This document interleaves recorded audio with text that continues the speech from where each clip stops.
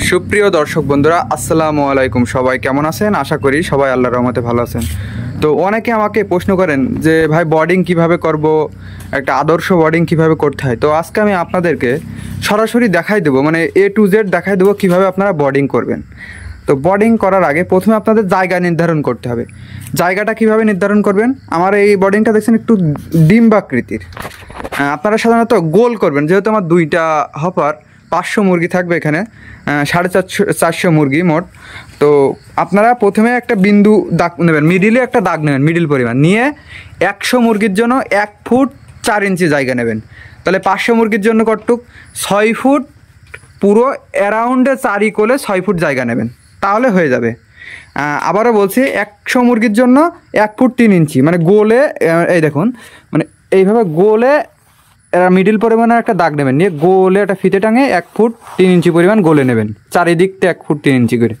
তাহলে আর 500 মুরগির জন্য 500-র ওপরে আপনারা বোর্ডিং করবেন না। আপনার যদি 2000 মুরগি থাকে, 1000 মুরগি থাকে, তাহলে 4টা বোর্ডিং বানাবেন, মানে 500-র ওপরে বোর্ডিং হয় না। কারো যদি 600 থাকে তখন 600 দিতে পারেন। সাধারণত 500 মুরগির একটা বোর্ডিং হয়, আদর্শ বোর্ডিংয়ে 500 মুরগির জন্য হয়।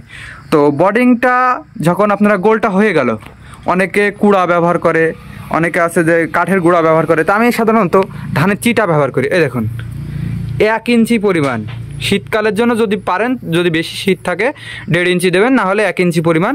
গরমকালের জন্য একটু পাতলা দিলে সমস্যা নেই, এরা গরমকালে এরকমই দেবেন। 1 ইঞ্চি পরিমাণ তুষ দিবেন, দিয়ে এই যে 2টা করে, প্রথমে 2টা করে পেপার এইভাবে পুরো ইয়েতে পেতে দেবেন। আমি পুরো পাতা হয়ে গেলে দেখাই দেবো।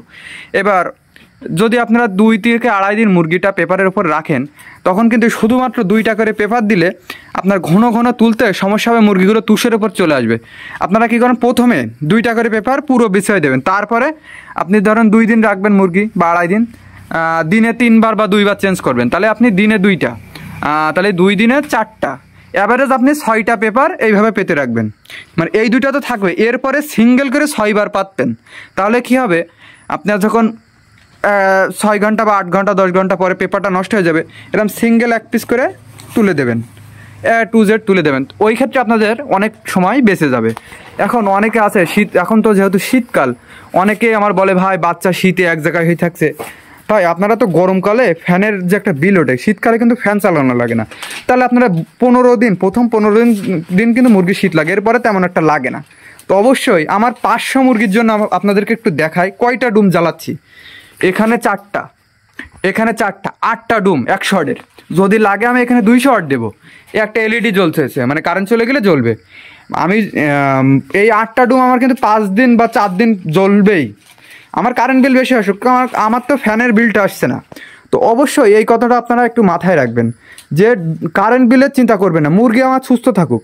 কারেন্ট বিল কতই বা আসবে, না 1000 টাকা বেশি আসলো, আমার যদি 1000 টাকার জন্য 50টা 20টা মুরগি বেঁচে যায় বা সুস্থ থাকে মুরগিগুলো, ওষুধ খরচ কম লাগে, সেটাই না ভালো। আপনারা অনেকে আমাকে ফোন দেন, ভাই মুরগি এক জায়গায় হয়ে থাকছে। আমি যখন লাইভে আসি তখনও বলেন ভাই মুরগি এক জায়গায় হয়ে থাকছে, কী করব? আপনারা পর্যাপ্ত পরিমাণ ডুমের ব্যবস্থা করবেন, যতক্ষণ মুরগি হিট না পাবে ততক্ষণ। আর বাচ্চা ছাড়ার আগে সবসময় একটা জিনিস মাথায় রাখবেন, বাচ্চা আনার 2 থেকে 3 ঘন্টা আগে এই বাল্ব জ্বালাই রাখবেন, পুরো ঘরটা হিট হবে। তারপরে পেপার বিছানো হয়ে গেলে এই যে বোর্ডিংটা 1 বিঘেত পরিমাণ বা 1.5 বিঘেত পরিমাণ উঁচু করে দিয়ে দেবেন, দিয়ে তারপরে 1 ঘন্টা থাকবে। বাচ্চা আনার সাথে সাথে আধা ঘন্টা পরিমাণ এরকম সাইডে কার্টুনগুলো রেখে দেবেন, আধা ঘন্টা থুয়ে দেবেন, তারপরে তাই মুরগিগুলো এর ভিতরে ছাড়বেন। অনেকে ধরা বুঝাই বলি, পুকুরে যখন মাছ ছাড়ে পোনা আনার পরে কিন্তু পানি হয়, পুকুরের পানিতে 1 ঘন্টা পরিমাণ রেখে দেয়, তারপরে পানিতে দেয়। তো বাচ্চা তো একটা স্বাভাবিক তাপমাত্রা থেকে এসেছে, বাইরে একটা তাপমাত্রা, ঘরে একটা তাপমাত্রা, সেই তাপমাত্রার সাথে অ্যাডজাস্ট হওয়ার পরে আপনি বাচ্চাটা ছাড়বেন। তাহলে দেখবেন অনেকের দেখা যায় বাচ্চা আনার প্রথম দিনে ঠান্ডা লেগে যায়, ওই ঠান্ডা লাগাটা হবে না। আর আরেকটা জিনিস, আমরা অনেকে আছি বোর্ডিং পিরিয়ড, আমাদের বোর্ডিং পিরিয়ড ধরি আমরা 3 দিন, মানে এটা হচ্ছে সেন্সিটিভ 3 দিন বা 4 দিন। এই 4 দিনে যদি হিট পর্যাপ্ত পরিমাণে না পায়, নাভি সুখ হবে না, মুরগির বিভিন্ন ধরনের রোগ হবে। তো ওই প্রথম কথা হচ্ছে 3 দিন পরে এই পর্দা যেন কোনো রকমে, এই পর্দা যেটা দেখা যাচ্ছে যে পর্দা তুলে দেবেন, কোনো রকমের পর্দা ফেলা যাবে না, তাহলে কিন্তু শীতকালে মুরগির পেটে পানি আসবে।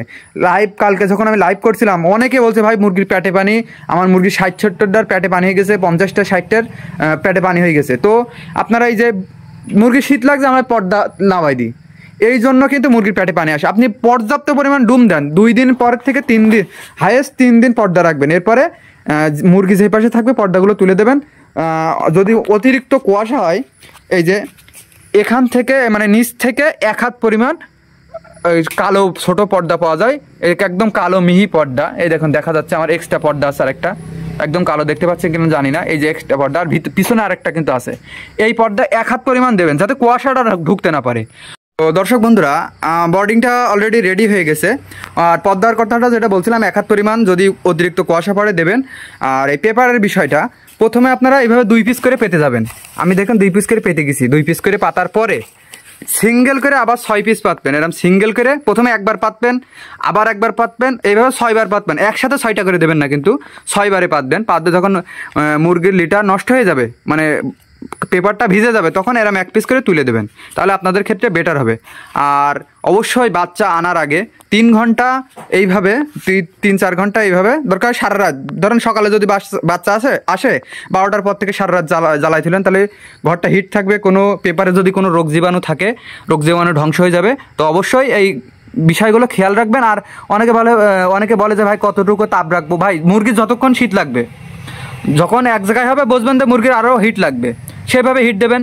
ধরুন 8টা ডুম আপনার মুরগি ছড়াই থাকছে, বেশি হিট হলে কিন্তু আবার সমস্যা, মুরগির চুন পায়খানা ফিরতে পারে। তখন কী করবেন, এই যে বুডারটা আছে, বুডারটা আপনারা একটু উঁচু করে দেবেন। উঁচু করলে হিট কম লাগবে। যদি বেশি শীত লাগে নিচু করে দেবেন। দরকার সাইডে, আমিও সাইডে আরেকটা ডুম দেবো। এই সাইডে একটা ডুম দিলেন, ওই সাইডে একটা ডুম দিলেন। শীতকালে এই ব্যবস্থা করলে আপনার মুরগি ইনশাল্লাহ সুস্থ থাকবে, বোর্ডারটা ভালো হবে। তো যারা ভিডিওটা দেখছেন অবশ্যই একটা লাইক দেবেন এবং একটা কমেন্ট করবেন।